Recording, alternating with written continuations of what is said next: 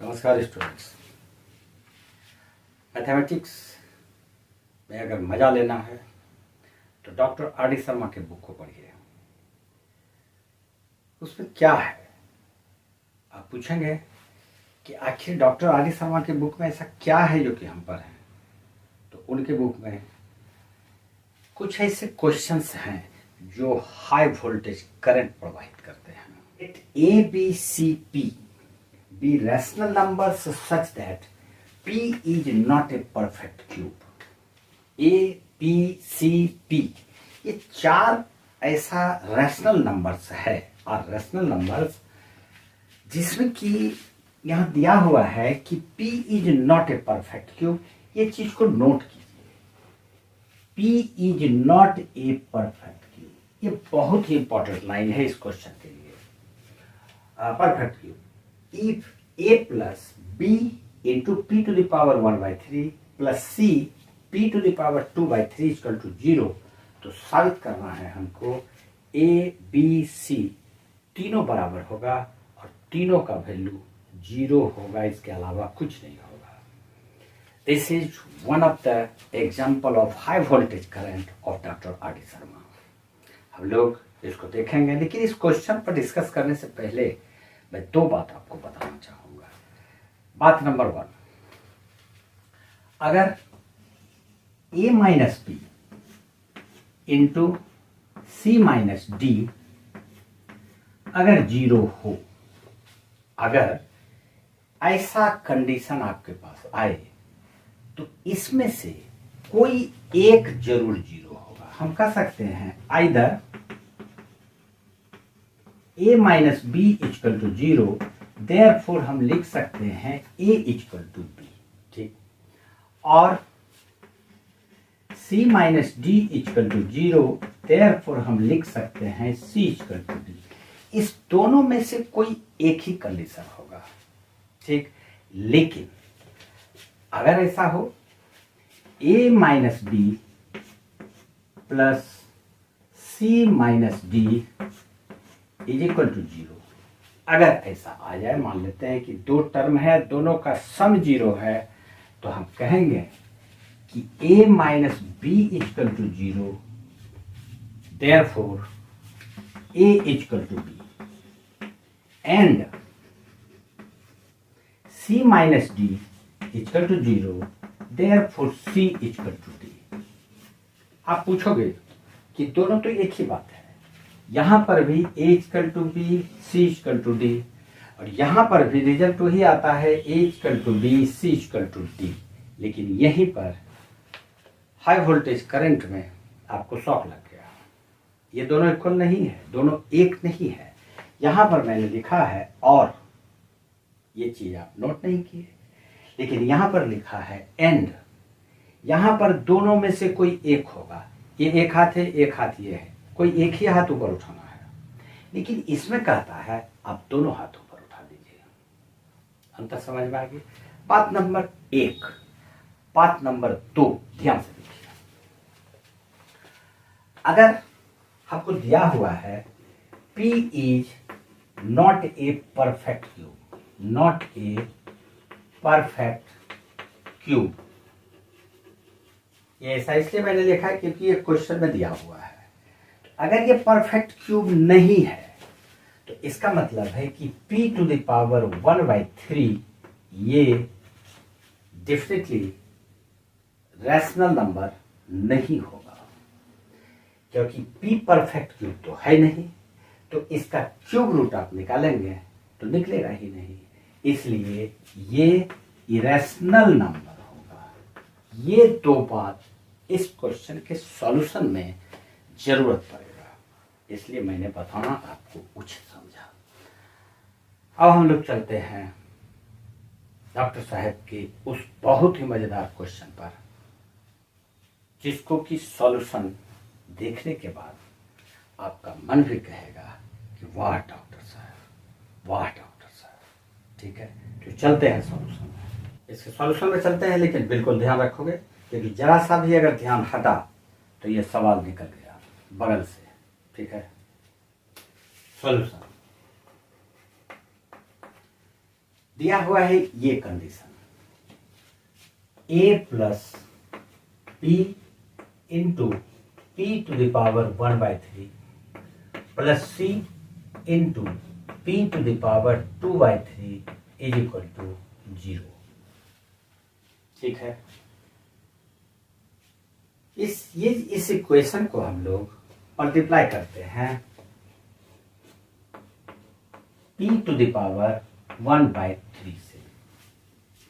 ठीक, जब इसको p टू द पावर 1/3 से मल्टीप्लाई किए तो ये आ जाता है a into p to the power 1/3 plus p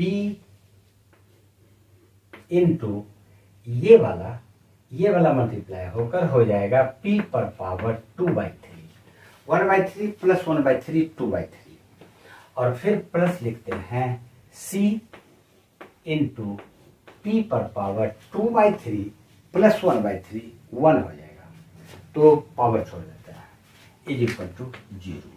ये इक्वेशन हमारा 2 हो गया, और ये जो कंडीशन दिया हुआ था इसको हम लोग इक्वेशन 1 ही मान लेते हैं। मल्टीप्लाई के पहले वाले को 1 माने हैं, ध्यान में रखोगे। अब क्या करते हैं, ये जो कंडीशन यहां पर हमारे पास आया इक्वेशन नंबर 2, इक्वेशन नंबर 2 को हम लोग c से मल्टीप्लाई कर देते हैं। Multiply equation number 2 by c। जब c से मल्टीप्लाई करेंगे तो क्या रिजल्ट आएगा, a into C A C into p पर power 1/3 plus b into C B C into p पर पावर 2/3, और प्लस c से जब इसको मल्टीप्लाई करेंगे तो ये आ जाएगा c² p is equal to 0। कितना आ गया, अब इसको थर्ड मान लेते हैं। अब इक्वेशन 1 यहां पर इसको करेंगे हम लोग b से मल्टीप्लाई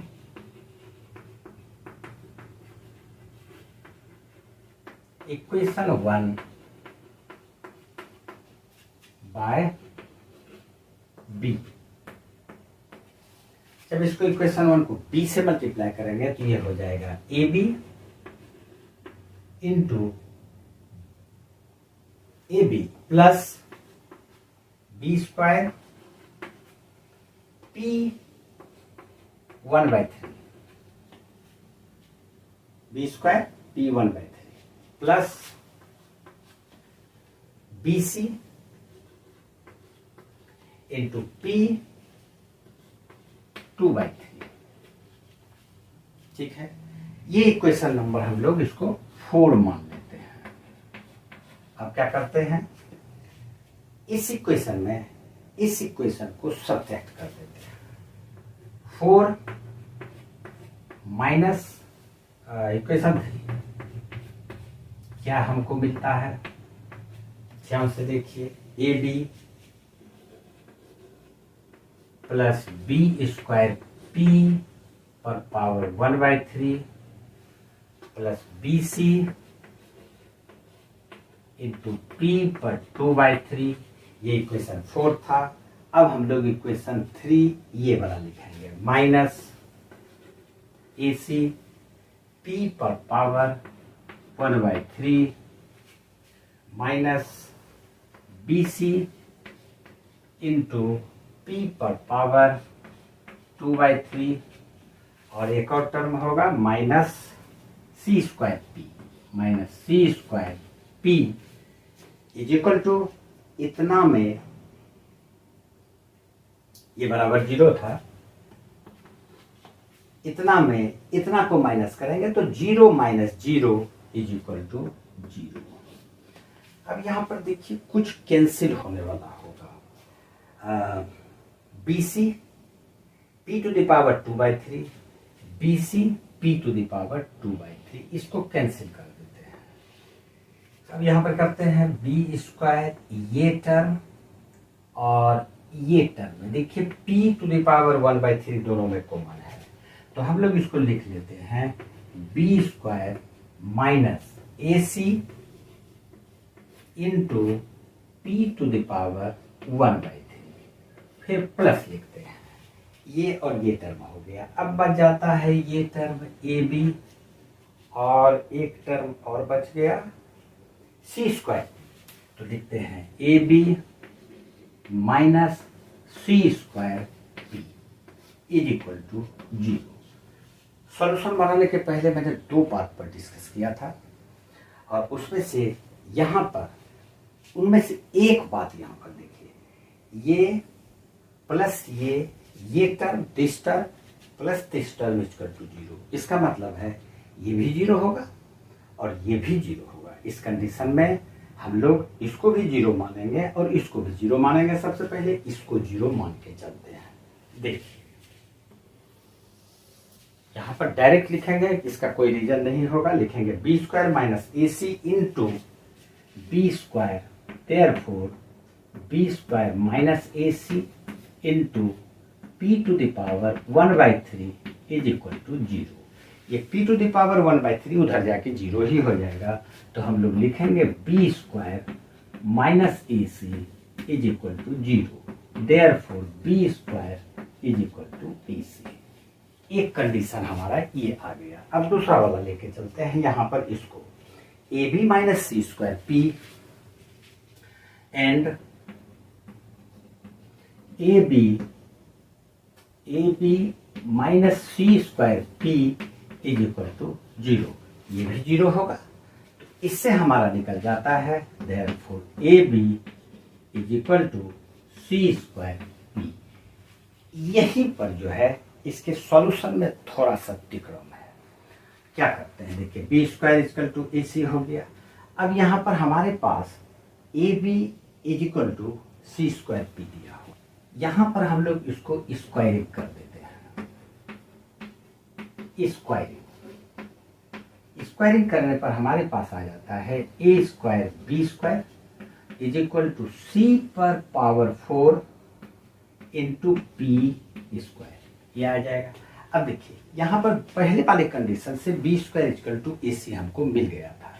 हम लोग यहाँ पर लिख सकते हैं ए स्क्वायर इंटू बी स्क्वायर की जगह पे लिखेंगे ए C is equal to C पर पावर 4 इंटू पी स्क्वायर। तो ये आ जाता है ए क्यूब और एक सी को यहाँ पर C is equal to C4 into P square. ये आ गया। इससे हम लोग सी कॉमन ले लेते हैं।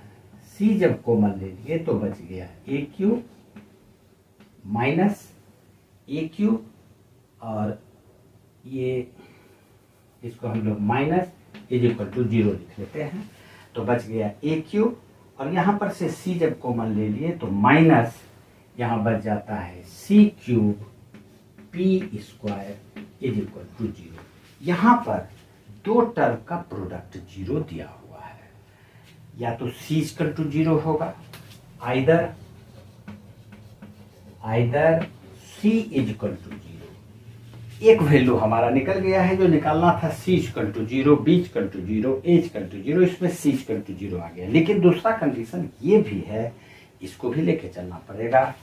और A cube minus C cube P square is equal to 0। ये भी तो हो सकता है। अब इसको सॉल्व करेंगे। इसको सॉल्व करने के बाद ही हम लोग फाइनल रिजल्ट पर पहुंचेंगे। हम लोग लिखते हैं a cube minus C cube P square. A cube minus C cube P square is equal to 0। इसको इस साइड ले आते हैं तो ये हो जाता है a cube is equal to c cube P square. P square को रहने देते हैं, सी क्यूब को इसमें डिवाइड कर देते हैं। तो a cube by c cube is equal to p square. तो हम लोग a by c, therefore a by c is equal to लिख सकते हैं पी पर पावर 2/3। पी पर पावर 2/3 लिखेंगे, क्योंकि इसका क्यूब रूट जब लेंगे तो ये क्यूब रूट इधर भी लेना पड़ेगा। तो 2 था ही, और उसका जब क्यूब रूट लेंगे तो 1/3 से मल्टीप्लाई करेंगे, तो 2 × 1/3 = 2/3। अब यहाँ पर a/c = p⁻² ये हो गया। लेकिन यहाँ पर हम देख रहे हैं कि a/c एक रैशनल नंबर है, a/c रैशनल नंबर है, a b c p rational number, तो a/c रैशनल नंबर है, लेकिन p⁻² इरेशनल नंबर है। तो कोई भी रैशनल नंबर किसी इरेशनल नंबर के इक्वल हो ही नहीं सकता है। तो हमारा ये जो कंडीशन है ये सही नहीं है। यहां लिख देंगे इम्पॉसिबल, इम्पॉसिबल। तो ये तो इनवैलिड हो गया। इसका मतलब है कि मेरा कंडीशन जो यहां पर था c = 0 यही सही था। तो c = 0 हो गया, दूसरा वाला कंडीशन इनवैलिड है, छोड़ देते हैं। अब c = 0 निकल गया। अब चले आइए यहाँ पर b² = ac। हम लोग लिखते हैं, जगह की कमी है, b² = ac। यहाँ पर c = 0 हमको मिल गया था, तो हम लोग लिख सकते हैं therefore b² = a × 0 0, b भी 0 आ गया, c यहाँ पर 0 आया, b यहाँ पर 0 आया। अब a कैसे 0 आएगा? तो जो हमारा कंडीशन दिया हुआ है, ये वाला कंडीशन, ये कंडीशन है, इस कंडीशन में हम लोग b और c का वैल्यू सब्स्टिट्यूट कर देते हैं। तो देख लो यहाँ पर, अगर हम b = 0 रखते हैं तो ये टर्म 0 हो जाएगा, c = 0 रखते हैं तो ये टर्म 0 हो जाएगा, बच क्या जाता है a = कितना 0। therefore a = 0, b = 0 एंड कहाँ गया, c = 0। प्रूफ हो गया। लास्ट वाला लाइन लिखने के लिए स्पेस नहीं है, लेकिन इसको एक बार फिर मैं दोहरा देता हूं, उसको ध्यान में रखो। c = 0 हमने निकाल लिया, b = 0 इस कंडीशन से फाइंड कर लोगे। अब बच जाता है a = 0 कैसे किया जाए। जो कंडीशन हमको दिया हुआ है, ये क्वेश्चन में जो दिया हुआ है, इसमें b और c का वैल्यू पुट कर दो। तो b का वैल्यू पुट करेंगे, ये टर्म 0 खत्म, c का वैल्यू 0 रखेंगे, ये टर्म खत्म, बच क्या जाता है a। तो a + 0 + 0 = 0, therefore a = 0, therefore a = 0। तो a 0 आ गया, b 0 आ गया और c 0 आ गया। तो हम कर सकते हैं a = b = c = 0। यही प्रूव करना था। हाई वोल्टेज करंट अप्लाई होने की वजह से पूरा पसीना आ गया। ठीक है, उम्मीद है कि ये क्वेश्चन आप लोग को समझ में आया होगा। इस तरह के आर डी शर्मा में एक आध क्वेश्चन और है जिस पर हम लोग डिस्कस करेंगे। आज इतना सा ही, अगले वीडियो में फिर मिलते हैं विथ हाई वोल्टेज करंट। जय हिंद।